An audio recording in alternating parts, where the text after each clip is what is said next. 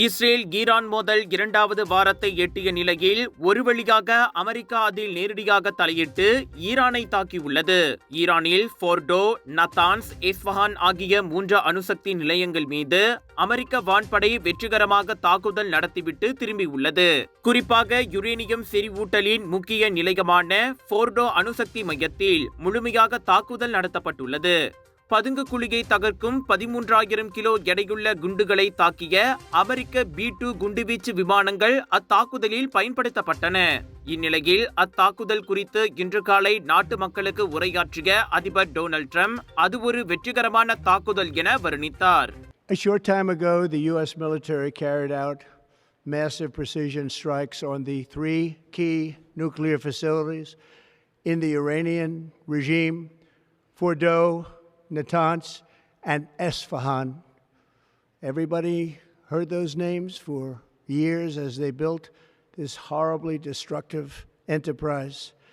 Our objective was the destruction of Iran's nuclear enrichment capacity and a stop to the nuclear threat posed by the world's #1 state sponsor of terror. Tonight I can report to the world that the strikes were a spectacular military success.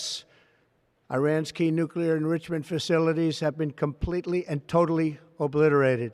அணுசக்தி ஒப்பந்தத்திற்கு உடன்படுமாறு பலமுறை வற்புறுத்தியும் Iran பிடிவாதம் காட்டியதால் இத்தாக்குதல் நடத்தப்பட்டதாக அவர் கூறினார். ஈரானிய அரசாங்க தொலைக்காட்சிகள் ஃபோர்டோ அணுசக்தி நிலையத்தின் ஒரு பகுதியை எதிரிகள் தாக்கி அழித்திருப்பதாக செய்தி வெளியிட்டு வருகின்றன.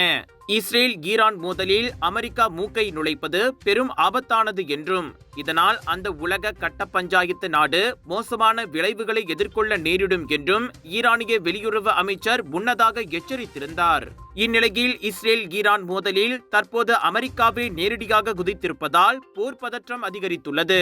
ட்ரம்ப் நிர்வாகத்தின் கீழ் அமெரிக்காவின் வெளியுறவு கொள்கை எப்படி இருக்கும் என்பதற்கு இச்சம்பவமே சான்று என பார்வையாளர்கள் கூறுகின்றனர்.